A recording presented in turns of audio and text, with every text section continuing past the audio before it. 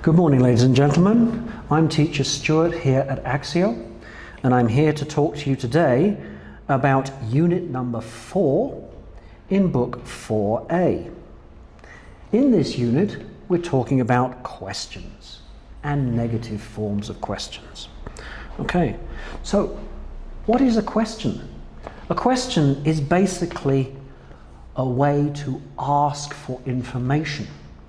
We could be asking about time, we could be asking about ability, we could be asking about a variety of topics and questions. We could be asking for information, for example.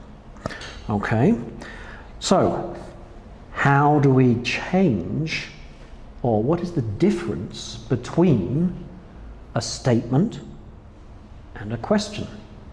What is the structure? Okay, let's look back into simple sentences.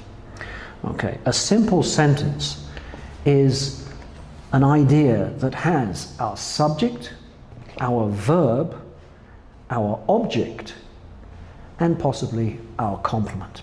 Okay, to complete an idea that makes sense. Now, with a question, we have to change that word order around. What do we have to do? We have to use, on some occasions, a WH question word. The who, what, where, when, why, and how words.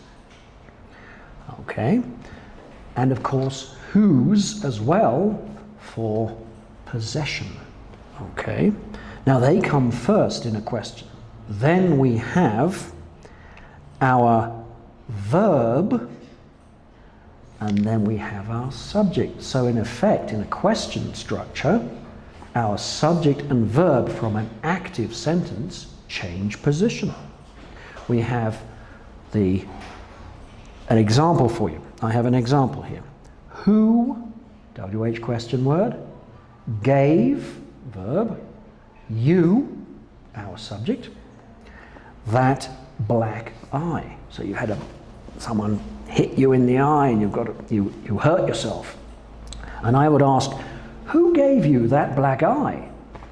That's a question. I'm asking for information, asking to know a bit more. Okay, all right. We can also use questions to ask for confirmation. Okay, and in negative form. For example, I love pizza. I like pizza.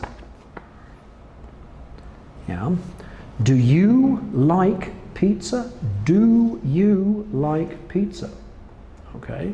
Here with the auxiliary verb do, I'm asking about an action, the action of like. Okay. So, do you like pizza? I'm asking and expecting a yes or no answer. Okay. Again, we can use the do in negative form to ask again for confirmation. Don't you like pizza? And here I'm expecting a negative answer. So for example, don't you like pizza? No, I don't. A negative answer.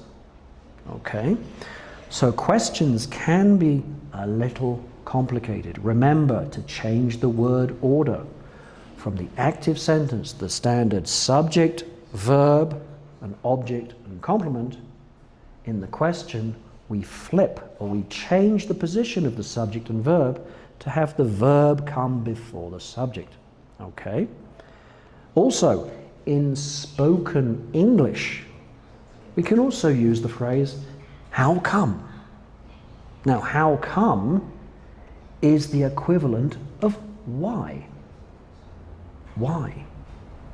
For example, if I asked you, why are you studying English at Axio? You could answer and tell me.